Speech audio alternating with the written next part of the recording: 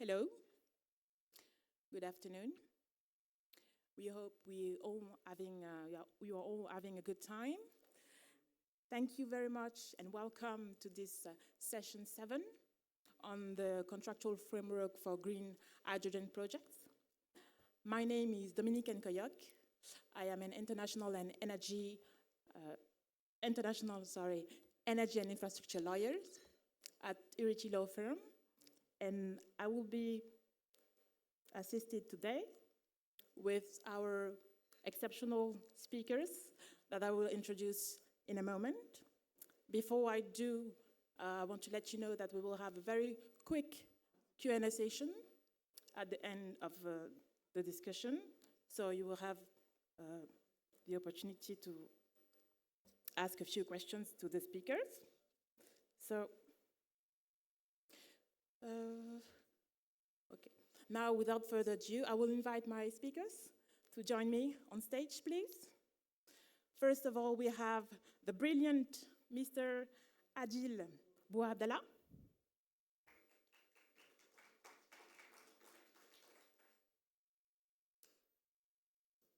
Thank you for being with us.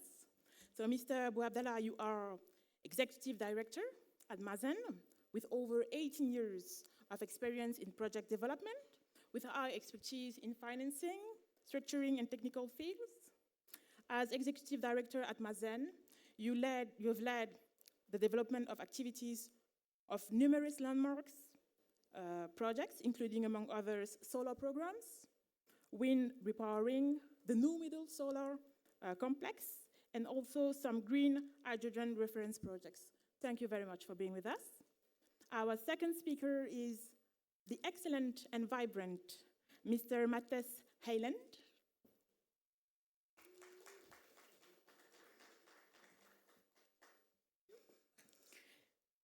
So, Matthijs, you are the founder and managing director of Jules Industries, an ambitious European company providing green hydrogen solutions for mobility, logistics, and industry.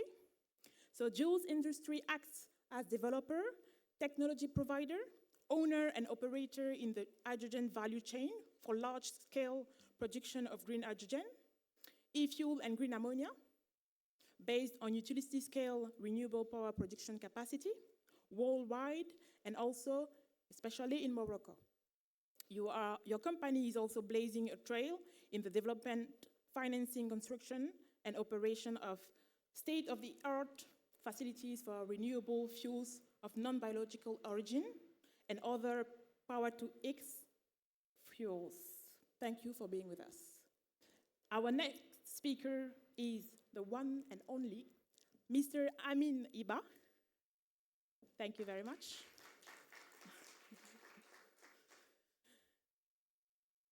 So, Mr. Iba, you are an investment banker with over 14 years of experience, specializing in capital markets, renewable energies, and power-to-X projects.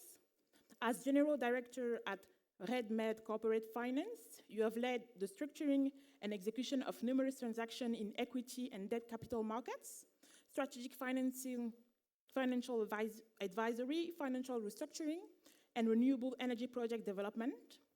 Prior to joining RedMed Capital, you spent 8 years at CDG Capital, where you played a key role in managing a variety of financial transactions and advisory mandates for major public and private companies in Morocco. Thank you for being here. And finally, last but certainly not least, Mr. Ignacio de Calonre. So, Mr. de Calonre, you are Chief Investment Officer for IFC's Global Energy and Global Metals and Mining teams. You're based in London. You are also Global Co-Lead for Green Hydrogen at IFC. Prior to your posting in London, you were based in Istanbul, Cairo, and Washington, D.C. for IFC. You obviously have an extensive experience in the field of international finance. You have worked on numerous equity and debt investments in emerging markets across a different range of sectors, including renewable energy. Thank you for being here.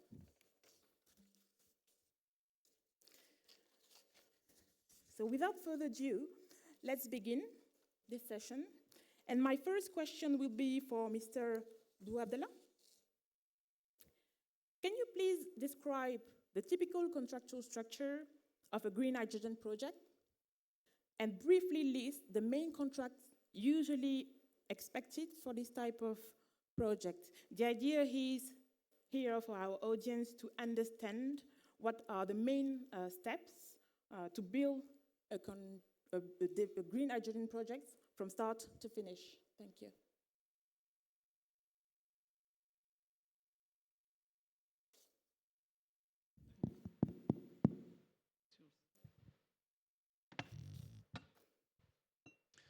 Thank you very much for the question. So I think that before to start discussion about the different contractual scheme, let's make the landscape of the green hydrogen projects easy, seeing it on different blocks. So for the green hydrogen projects, we have the power generation, we have the water desalination component, we have the electrolysis facility and the derivative product facility itself, and then we have all the parts related to storage, to the transport infrastructure, and then the offtake.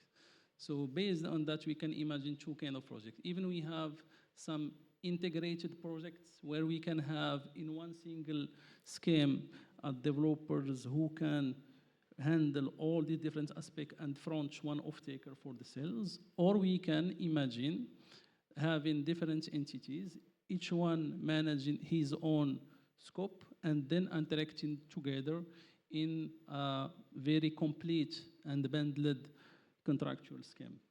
So maybe on that, let's focus on the second case in order to give a more overview on the different components and the contractual schemes that can be imagined for this kind of project. So for sure, we have two phases. We have the development and the construction, and then we have the operation stage. So the contractual scheme have to cover the whole duration of the project over his lifetime. So if we focus on the first step, which is the development, so one of the main components is the land lease. If we have no land, we have no project. This is one.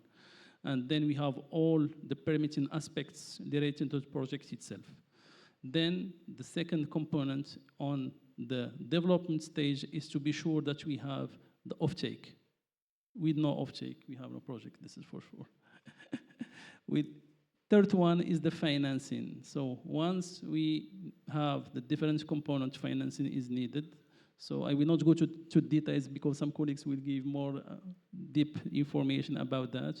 But the finance is a combination of debt and equity. And based on the different scheme, we can also go to different aspects of the construction where you have the EPC. EPC can be made on a whole integrated project or divided by the components on the power generation of the desalination, on the infrastructure, and also in the electrolysis and the green product production.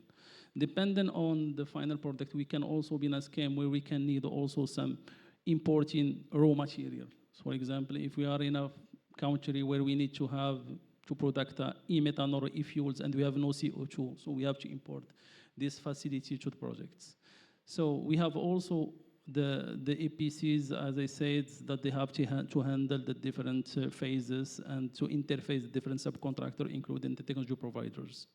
And then construction is done, we have to move to the O&M side. So in the O&M, this is for sure the long contract for 20, 30 years on the different components, including for sure the technology providers' long-term service agreements and etc. So those are the main elements for sure to have at least the base of a contractual scheme for a green hydrogen project. Depending also on the specific project, we can have some specific agreement with, for example, the grid operator in order to have some backup energy or to have some energy, for example, for the synchronization and the frequency services.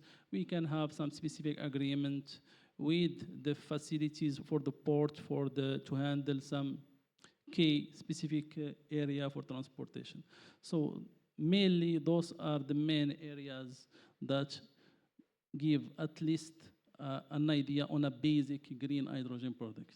Thank you very much. I think indeed it gives a general overview of the different steps from a contractual perspective of what you will find or what you can expect, okay, when you are developing a green hydrogen projects. Mr. Bouabdallah, can you provide some insights on the interface risks between the different contractors that you just mentioned? So depending on the project structure and specificity of each project, the risk may be different from a case to another one. If we have one totally integrated project, for sure, there is no interfaces, but the price will be high. So if we make the project on different pieces, for sure, there is lots of upside in terms of optimization, but it's create lots of interface risk management that the developer have to manage, especially between the different, if we, for example, we have a renewable generation facility that have to sign a PPA with the electrolyzers and the final product to ensure the green energy feeding. So we have a first interface. Same contract will be signed with a water desalination plant, for example. So these kinds of contracts is standard, and it creates some interface that have to be managed. One of the big risks today will be, for example, with the main suppliers and the technology providers. So there is lots of mechanism today, escrow agreements, insurances, etc., that can manage this or at least mitigate partially the risk on these interfaces. But in any projects, it depends on the number of stakeholders you will have. More stakeholders, more risk, more interfaces. So it's classic. Okay, thank you. That's very clear. Mr. Iba, many countries lack a comprehensive legal framework for green hydrogen projects.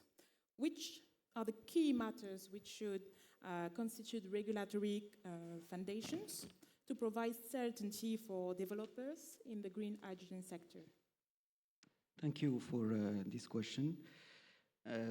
First, I would like to focus on the role of government policies in shaping these contractual frameworks in the green hydrogen sector. We all know, and we all have assisted to the plenaries, to the sessions this morning, and there was a word that was coming back and forth, which was to create a stable, predictable environment that fosters investment and development. And to create that, we need what we call regulatory certainty. So this regulatory certainty that Mrs. Ben Ali was talking about, our Minister of Energy was talking about this morning, can be brought by having a clear regulatory framework that ensures developers, investors, to understand the legal requirements for green hydrogen projects in a country like Morocco, to reduce risks. At the end of the day, it all comes to risks and how we can mitigate these risks and de-risk projects. So these regulatory certainty that can be brought, and we will come back to that, and especially with Adil, we'll come back to that about the regulatory certainty that was brought by our government, by also Mazen, give confidence to all the stakeholders to green hydrogen projects, and give this clarity and certainty in the regulations and the frameworks that provide a fertile ground for developers and investors. Second point I would like to go to is the incentives and support. So government policies can introduce fiscal incentives, such as tax breaks, subsidies, grants, to encourage these investments in green hydrogen. So these incentives are often embedded in contracts. So that's the link between what we are talking about now, which is the contractual framework, and these fiscal incentives or support that is brought by governments is often embedded in the contracts to make these projects more viable. Third point, I'm not going to spend a lot of time on that, but the infrastructure development also. Often policies, government policies, promote the development of key infrastructure in a country, such as hydrogen pipelines, storage facilities, and renewable energy generation. So the government might partner with the private sector through public-private partnerships, and we also have seen that in the other plenary, how to make it a hype, and it was brought by I think the CEO of CDG Invest, Mr. Yassin Haddawi, who talked a lot about private-public partnerships and how they can de-risk by embedding the involvement of the public sector and the government entities, how they can partner with private sector through these PPPs, and where contractual frameworks clearly define the responsibilities and profit-sharing mechanisms between the private and public sector. The involvement of the public sector, of course, de-risks the projects and again brings more, I would say, fertile ground to the private sector to be involved. And finally, and not the least, this is just a concept, but standardization. Standardization between, when you have policies that can drive this creation of standardized contracts for green hydrogen projects, you can streamline the negotiations because everyone is treated equally and in the same ground. And you reduce transaction costs. So standardization across these contractual frameworks make it easier for all the stakeholders to engage in multiple projects and multiple ventures. So just in summary, if we create a supportive and legal framework and financial environment, we reduce risks and we encourage investments, as simple as that, which is for me and for many people that were in other sessions before me are critical to pave the way for the investors and make it a fertile ground for investment. Thank you very much. I believe what we can take away from what you just said is really the importance of having regulation which is clear and which provide, let's say, some stability and also legal certainty for the developers, but also for the lenders. And then I will turn to you now, Mr. Kalonhe.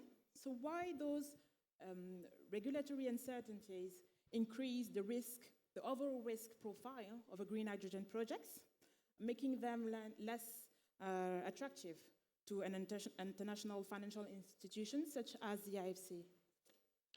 Yeah, happy to answer. Before I answer that, I just have a question for the audience. How many of you are in finance or banking? Please raise your hands. Finance, banking? Anybody? Okay, a few, a lucky few. To put in context how financiers and bankers see risks, you have to think that when we take a project to our investment or credit committee, ideally there should be less than a 5% probability that that project gets any delay on its debt payments. Less than 5%, right? Depends on the institution, but let's say less than 5%. So you have to be paranoid about every little part of the project to say, is that going to be something that's going to get that project to delay? Again, your target is that 95% of your projects pay on time, every time, the debt payment, right? Now, how challenging do you think that is in the green hydrogen space? Yeah? Challenging, let's put it that way, right? There are a myriad of risks in an infant sector like green hydrogen. So regulatory is certainly one of the risks. But there are at least 4 different buckets of risks. And I would classify them as execution risk, performance risk, offtake risk, and regulatory risk. And all of those, and thinking about it again, you have to have less than 5% of the projects where any of these risks materialize, right? So execution risk, huge execution risk, particularly, as we were saying, if it's an integrated project with multiple interfaces. So there, what are we looking at? We're looking at shareholders sponsors? Do they have the wherewithal? We're looking at EPC contractors. Are they willing to offer lump sum turnkey contracts? Very rare. So how do you deal with interface risks? How do you cover those contingencies? So huge issues on execution. On the performance risks, there are very few operating large-scale green hydrogen projects currently, right? There's Sinopec has one in China, 250 megawatts. There are a few here and there, 20 megawatts here, 20 megawatts there. Not a single one, well, tell me if you know of a single one that hasn't had significant ramp-up issues. If you do know of one, please come and see me after this talk. I'd be very interested. There are still huge teething issues, as one would expect in an infant industry. So who's the electrolyzer producer who's going to give you some firm performance guarantees? Or who is going to tell me that there's less than a 5% probability that there's going to be issues, right? So there's the second bucket. The third bucket is offtake, and we can get into offtake. Huge, there's less than 1 million tons of green hydrogen binding offtake agreements in the market out of a market of 90 to 100 million tons. And offtake is not just offtake, right? It's easy to announce an MOU. It's even easy to sign an offtake agreement. The devil is in the detail. What's the tenor? What are the termination provisions, et cetera? Because frankly, as a banker, if that offtake agreement isn't ironclad, I might as well put it in the bin, and I'll just assume that contract may be broken 2 years from now, and they will have to sell into the market. So again, major issues on that third. And then fourth, I am going to answer your question, on regulatory side. Again, on the regulatory side, I think for me there are two aspects of the regulatory.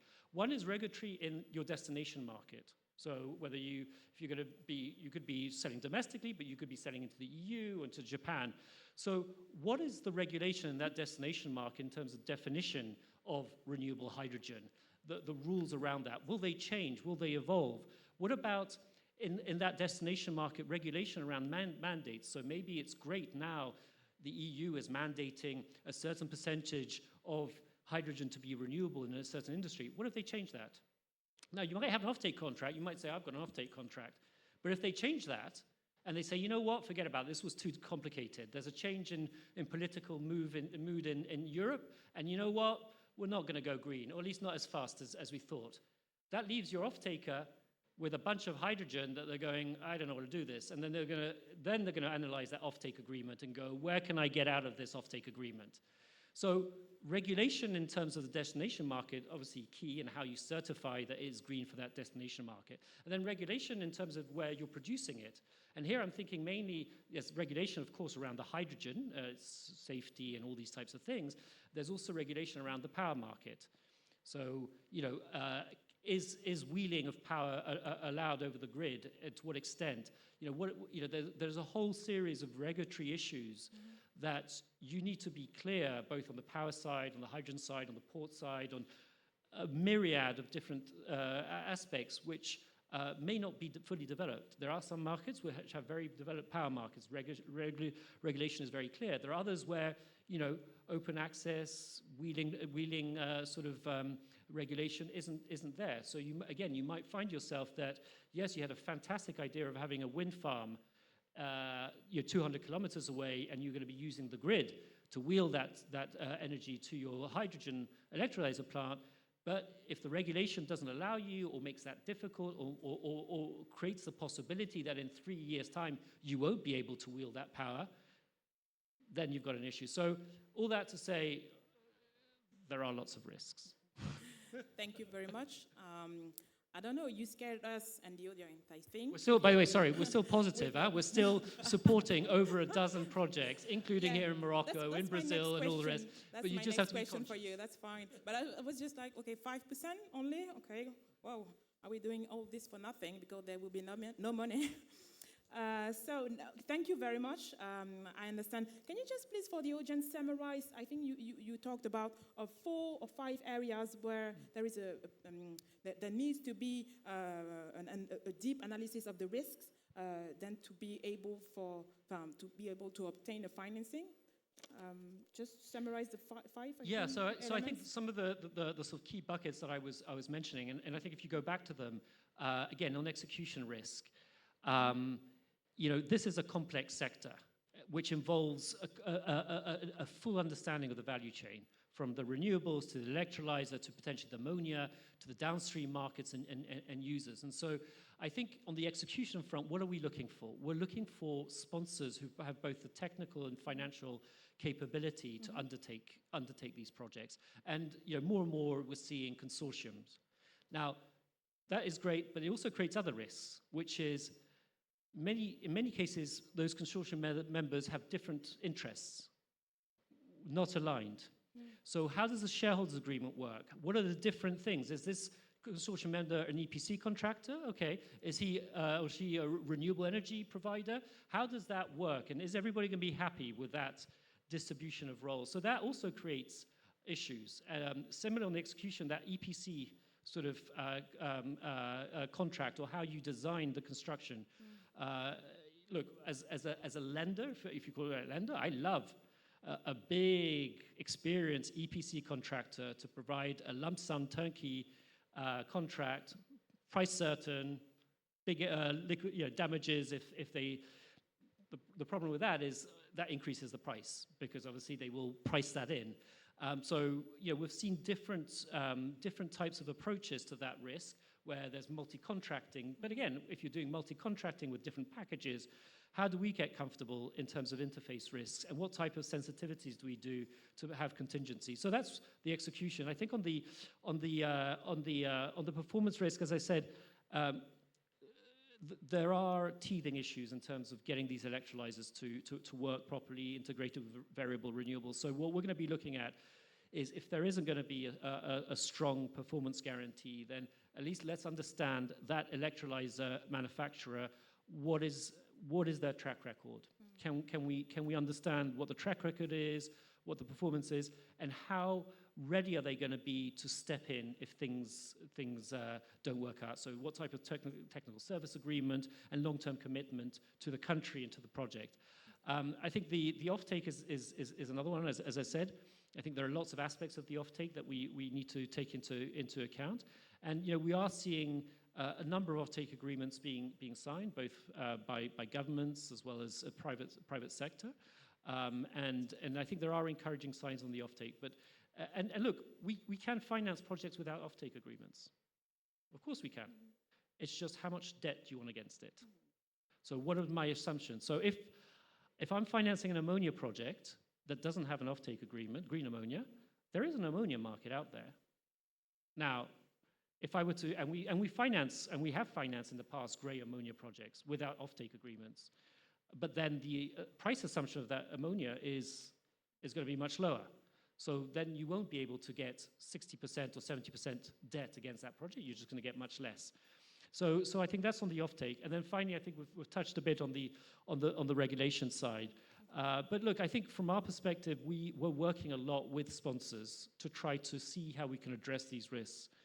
They are addressable. It's a question of who takes the risk. And to your point, public sector is key. Because what we can't expect is the private sector to be idiots and just be first movers with all the risks that being a first mover takes. So we have to actually compensate those first movers, and the public and governments have to say bravo for being a first mover, and we will support you, whether it's with subsidies, with offtake agreements, etc. And so we're working very closely with the World Bank, who's our sister organization, to work with governments and saying, look, we'll do what we can to distribute risks on the private side, but the public has to come in. The public side has to come in and really take some of those risks off the private sector. Okay, thank you very much. To stay on the project finance topic, Mr. Iba, with your large experience as investment banker, can you provide examples of the innovative financing mechanisms or instruments that you could recommend for green hydrogen projects? Well, yeah, of course, in the context of these Power-to-X projects, the financing landscape plays a crucial role in ensuring the project viability and long-term success of these projects. And as Ignacio was explaining, we need to mitigate risks at the end of the day. And there are plenty of them, as he was stating, and rightly stating, actually.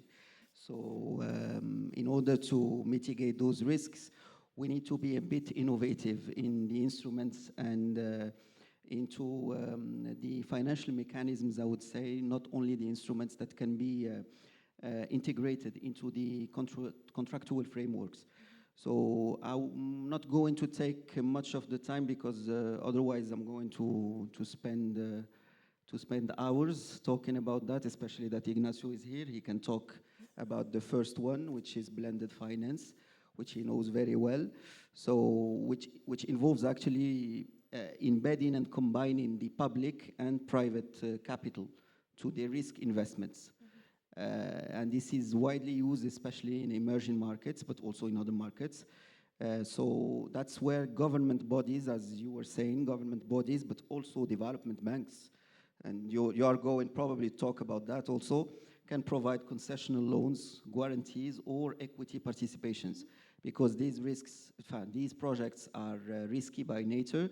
The technology, of course, is not yet, how can I put it? Is not yet mature enough, I would say. But to allow these private sector investors to step in with more confidence, knowing that part of the risk is being shared or covered by public funds, these contracts, actually, that we're talking about in this session, these contracts can outline clearly risk-sharing mechanisms, ensuring that both public and private sector can benefit at the end of the day from the project's success, but also if something goes wrong, because we never know. So they need to share this risk. That's the first one. The second one is quite, and I was talking about it in my previous answer, it's public-private partnerships, which is quite linked to the first one. But PPPs are really, really effective for large infrastructure projects. We have, in Morocco, we have large experience in PPPs. We have many projects that underwent that were successes, and where private sector expertise combined with government support made huge and excellent results. So the PPP contracts that can ensure that the government shares responsibility in building, for example, critical infrastructures in PTX industry. We have so many, as my colleague Adil was saying in the beginning, we have generating assets, we have desal, we have ammonia facilities, we have air separation, we have so many things that, and so many assets that,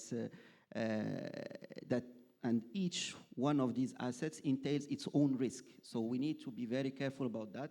And these contracts that we're talking about in these PPPs should clearly outline the risk allocation by asset, should outline also the profit-sharing mechanisms, the project governance, in order to ensure that both public and private parties are incentivized to achieve their goal. And finally, I'm going to talk about something quite perhaps that can be seen as perhaps too innovative for the time being, but it's about financing through capital markets. And why am I saying that? Because in Morocco we are the probably one of the in the top 3 capital markets of the continent. We have a financial sector that constitutes 5 to 6% of our GDP annually. We have very strong banks. We have asset management industry that is thriving. It's probably the largest one in Africa with other countries.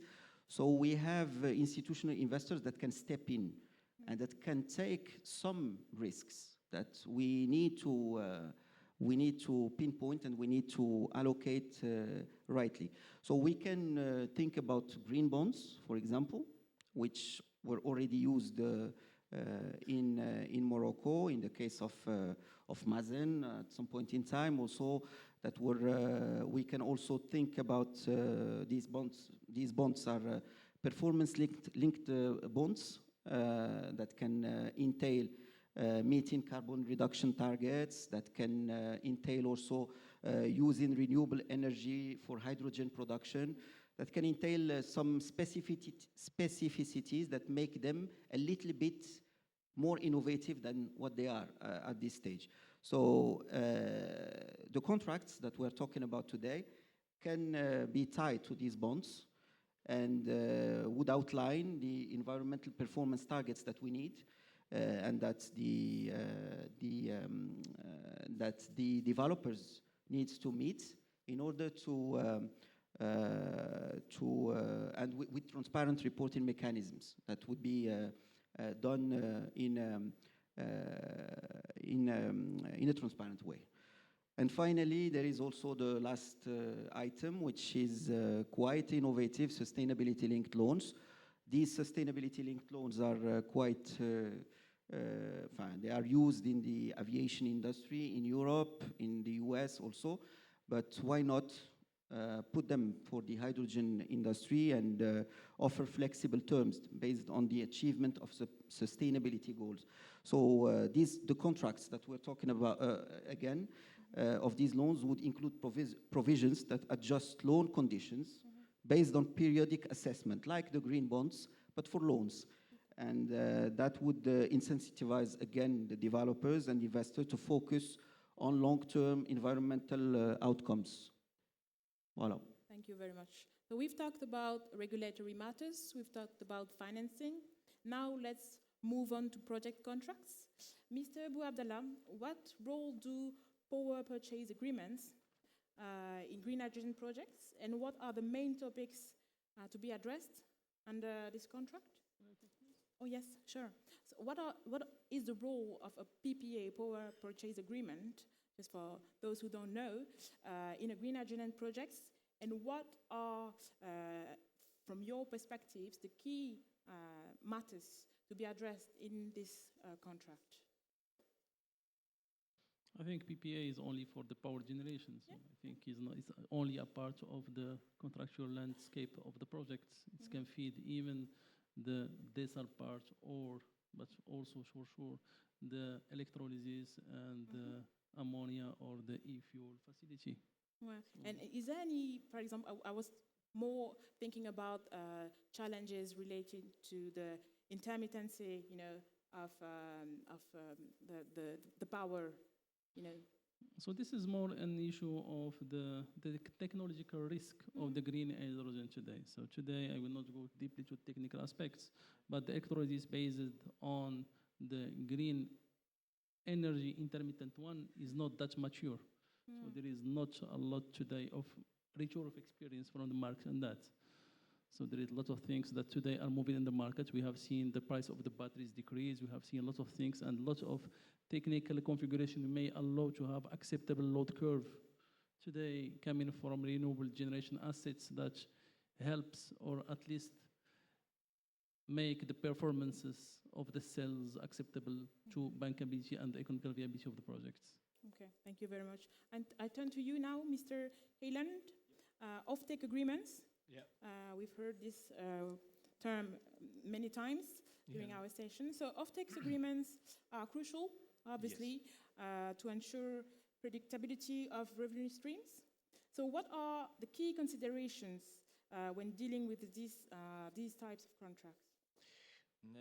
The offtake agreements are essential to get financed any project at the moment. So the problem is that we need cheap energy because this is the.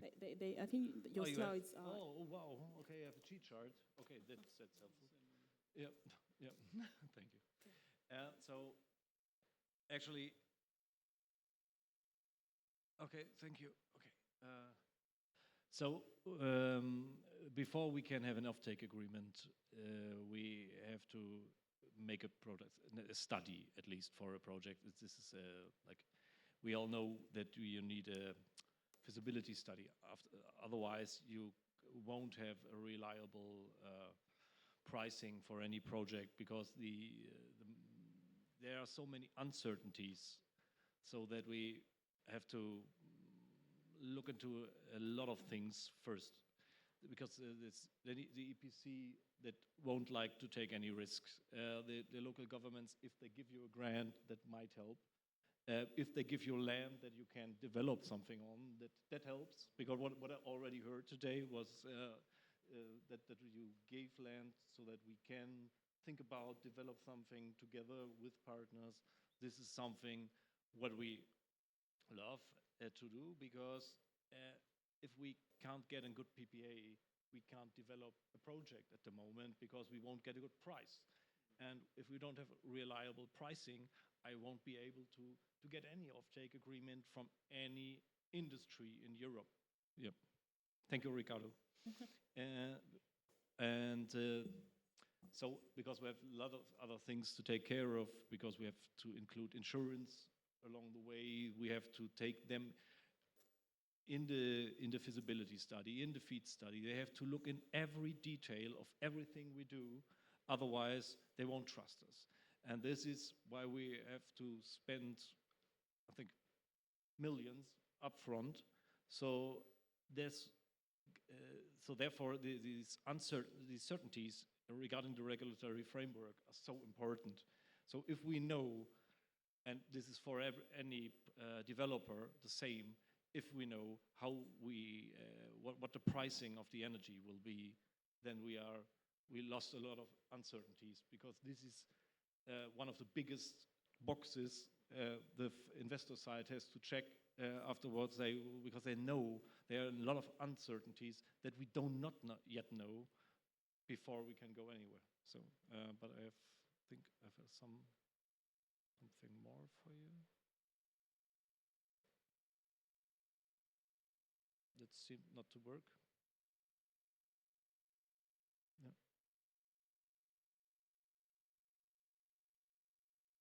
No.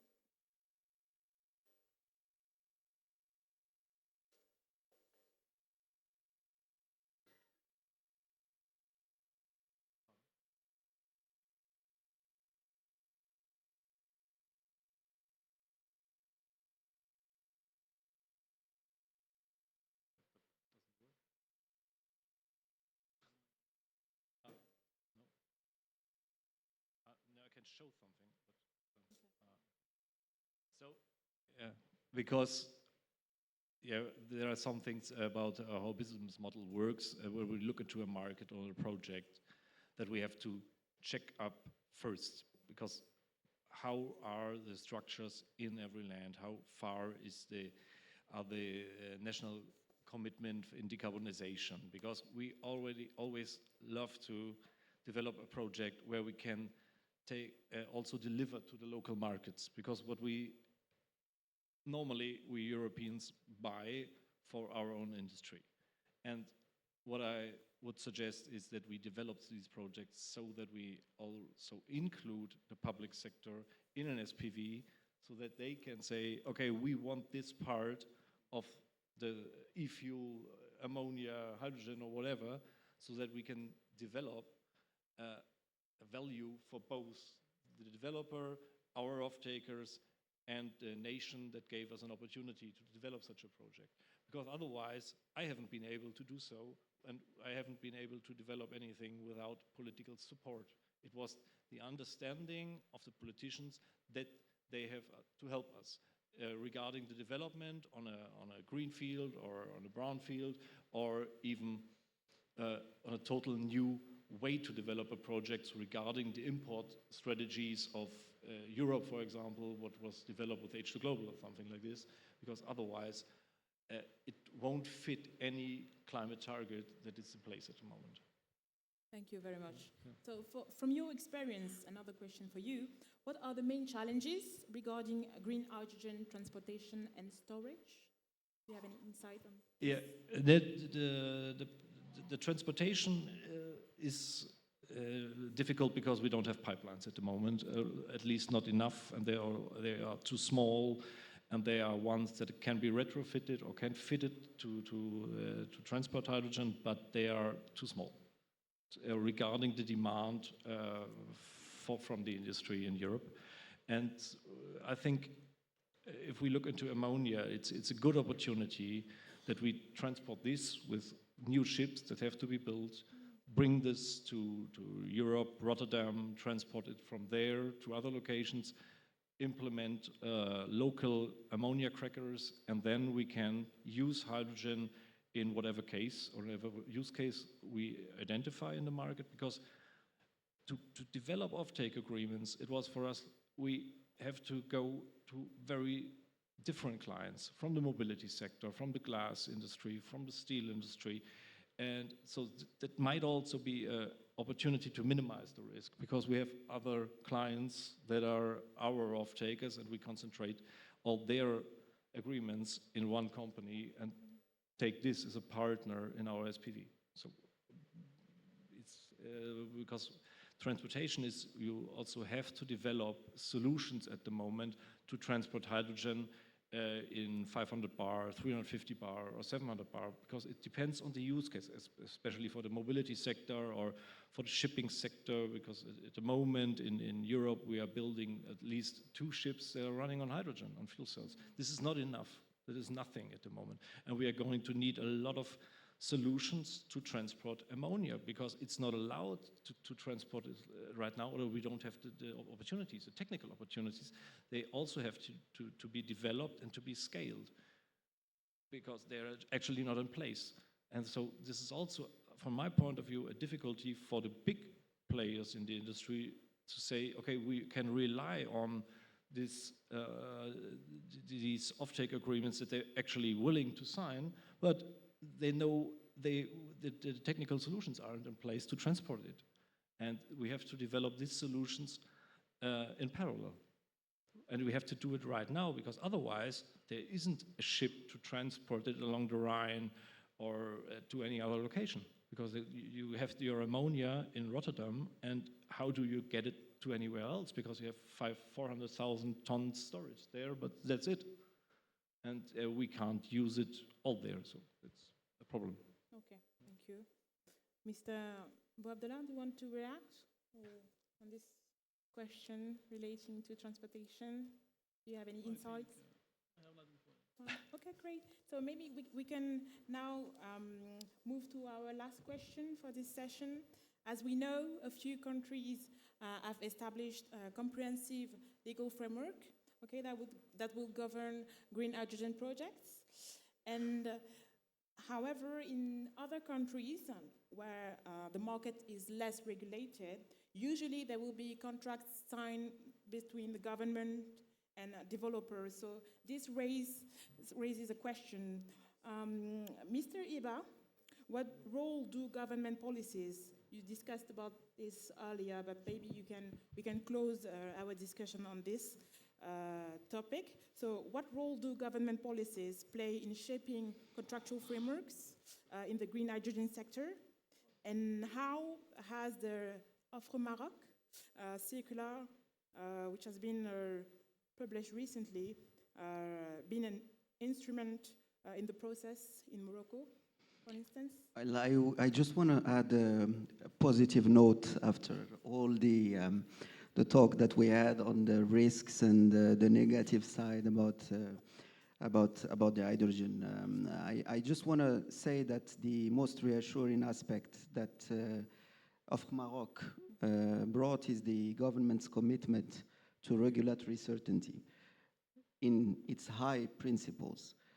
In an industry that evolves as rapidly as hydrogen, this certainty, as I said before, is like an anchor.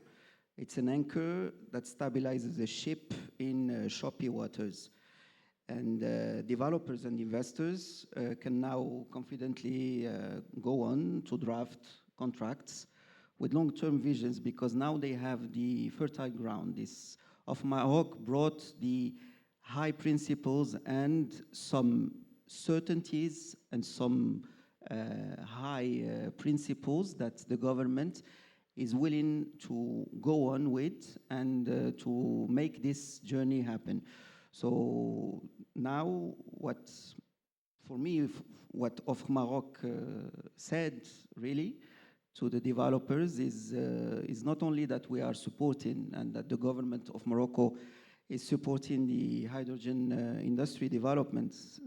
For me, it's more saying that they are partners and they are guiding and supporting developers and investors in every step on the way. That is long, journey is long, we have a lot to do, but it's a very, very solid ground to build contractual framework and regulatory framework that is more detailed afterwards.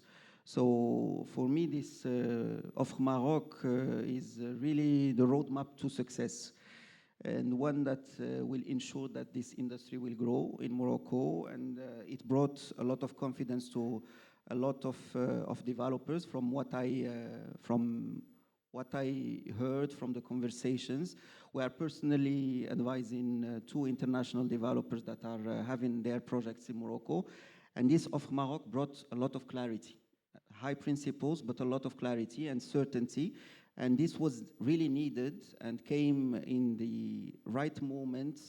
And it was a very proactive approach from the government, from also Mazen. And really, it brought this level of certainty, support, and the premises of the commitment that the government can have for these projects to thrive.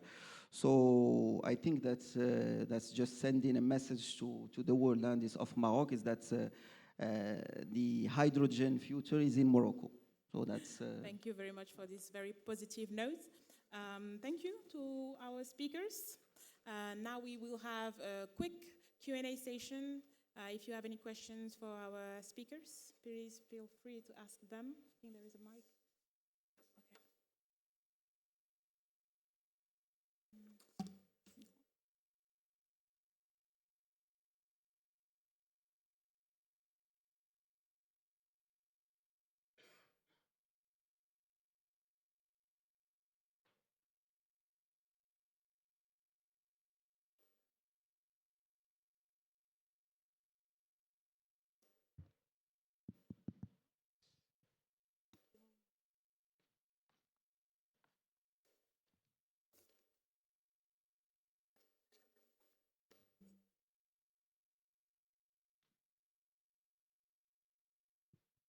Thank you very much. My question to Mr. Ignacio, and is there any, in the history of financing, is there any technology or new technology that is kind of similar to green hydrogen in terms of like its risks, and so we can like draw lessons from how it moved from being risky to be financed, to be actually de-risked enough to be financed and working in a proper way?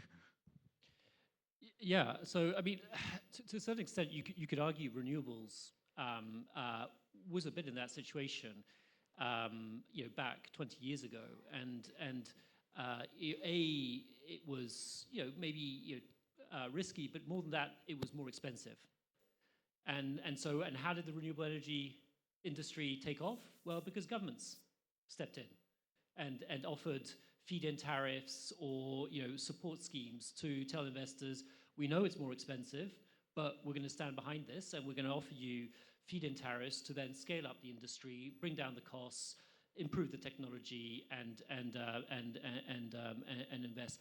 But we're also seeing, even in offshore wind, for example, offshore wind, initially the conditions required by financiers for offshore wind were, I want a corporate guarantee from a Shell or a BP or a LSTK. I'm going to be super conservative, on the ratios that I impose on offshore wind. I'm very nervous about all these risks because who knows out there in sea. And you've seen in the space of actually 5 to 10 years how all those conditions have been watered down, and now many lenders in the offshore wind industry, at least in Europe, are very comfortable with construction risk in offshore wind, are very comfortable with many aspects which they weren't 5, 10 years ago. So I think there are instances, but again, I think the key has been also for the governments to step in, particularly in the renewable. And again, I just don't want to leave on a negative. I mean, there are projects being financed, right? There, NEOM, that's over $8 billion of financing for NEOM in Saudi Arabia. H2 Green Steel, amazing. I mean, essentially a startup which was able to raise over 6 and a bit billion of euros for a green steel project in Europe. Amazing. And each one of those with very different setups. So, one with which had an LSTK, which had a 30-year offtake agreement with fixed price. That was NEOM. The other one, actually, again, a startup with short-term offtakes where lenders were comfortable taking a bit of market risk on the green steel in Europe. And without an LSTK, with a multi-contract package strategy, and again, where lenders got comfortable with that sort of that risk. So I think there are different routes, but so that NEOM and H2 Green Steel don't become exceptions, we do need more government action. And it doesn't just need to be offtakes. It could be just making sure those mandates on green renewable fuels, whether it's in Europe or other places, they really implement that and they speed it up. I think that would be one big way that the governments could help. Thank you. Another question? Yeah, my name is Christopher Frank. I'm on the next panel as well, but I was a bit irritated by the gentleman who unfortunately already left, that certain technologies are not in place. If I got that wrong, please correct me. Ammonia is being transported since decades on barges in the center of Germany. BASF in Ludwigshafen is being supplied since decades, if not centuries, with ammonia on barges. Loading, unloading is not a problem. It's all proven. Yeah? And by the way, that applies also for green ammonia. The first green ammonia plants we have built was in the 1950s in Egypt, because there was too much electricity available from that hydro dam in Aswan. These plants have been in operation since many, many years and decades. And also in Peru, I think there's still one plant we've built in operation. So it's no rocket science. Green ammonia is a very well proven technology. Ammonia can be transported. It's safe, and if I may add, and I can only recommend that, if you have a look at the Global Center of Maritime Decarbonization, it's a non-governmental organization based in Singapore. They have a very interesting homepage on the development of ammonia as a bunkering fuel. And I think that's really the next critical leap step forward. And also that is all solved. The IMO has put in regulations. Ship designers are building according to these regulations. These IMO regulations are being implemented by local authorities and the respective bodies to approve these. It's all coming, and the first container ships are being under construction on dual fuel ammonia. So that's going to come for sure. Just to clarify that topic, that certain technologies are not mature and not in place. It's all there.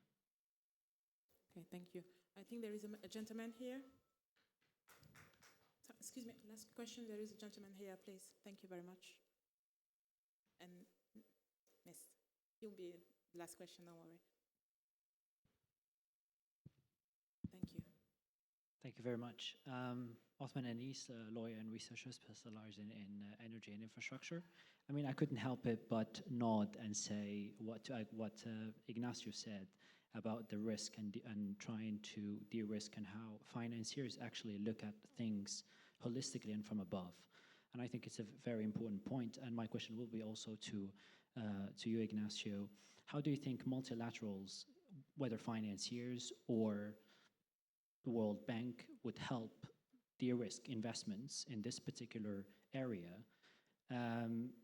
taking into consideration the holistic of things, i.e. meaning that there are interdependent components to produce the commodity, the molecule, especially regarding electricity in, for example, a country like Morocco that needs more maybe reform to enhance that renewable energy production, rather than starting from scratch and building everything up, because Europe is utilizing, they don't want to curtail that particular electricity, but manage it so it actually produces green molecules rather than being curtailed.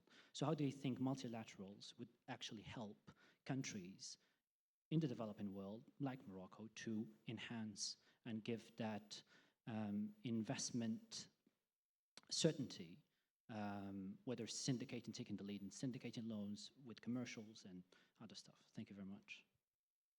Yeah, so we're working very closely with the World Bank, so the public sector arm of the World Bank Group, who is doing a lot of work with different governments to share lessons in terms of regulation and help them sort of create that hydrogen strategy, which is holistic, which does take into account the broader sort of development benefits. And so they recently did a loan to India. They're looking at things in Brazil, to Chile, to a number of different countries where they're sort of helping on regulatory reform that may be required. I think the second thing that they're doing is looking at common use infrastructure that could be financed by the World Bank on a public basis. So I think that's another aspect. And us on our side as the IFC, as the private sector arm of the World Bank, what we're trying to do is in selected projects look at how we can do development capital for early stage projects and helping those projects advance in the development milestones. Now, we have to be selective because we don't have infinite resources, but that's something that we're trying to do. We're putting some money to play in, as I said, over a dozen projects globally. And I think the last thing that we can do is try to, as you were saying, try to help raise blended finance. So we don't have proprietary blended finance, but we go out to donors, we go out to the EU, to the German government, to various different, to try to sort of see how we can channel some of that donor money into some of these projects in an intelligent way. We have to be intelligent. We're very conscious that public resources are finite and precious. So we have to make sure that we're using that blended finance and concessional financing in the most intelligent way that can have the biggest bang for the buck. So that's also something that we're trying to do. Thank you very much. We will close the session with one last question. Yes, thank you very much for the presentation. I'd like to come back to a question related to transport. So we had two options mainly presented. On one side, gas compressed, hydrogen compressed and transported through pipes, and on the other side, the proposal of working with ammonia and cracking it afterwards. What is the take of the Moroccan authorities on that? There are many studies done on the profitability of both options, and it depends on the distance to be transported. Some tend to say that for short distance, ammonia makes sense. For long distance, pipes would make more sense. Is there, an opinion on the Moroccan authorities on that? Thank you. Who wants to answer that one? Yeah. That's a very tricky question. And actually, I'm not the government. I cannot speak on that. I know for sure the theory about it, but I would suggest to wait a little bit more to have this address, since it is in of Maroc. It's in the part of infrastructure development. They were talking about pipelines. They were talking about this, but without details. Details will come, because at some point in time, this kind of questions needs to be addressed. And they are very important, because it depends also on where you are transporting it and what export markets you are targeting. And at the end of the day, you choose in function of that. That would be my modest contribution, and I would suggest for you to wait for the government to speak out on that. Thank you very much. Thank you, everybody. This session is now closed. Thank you very much.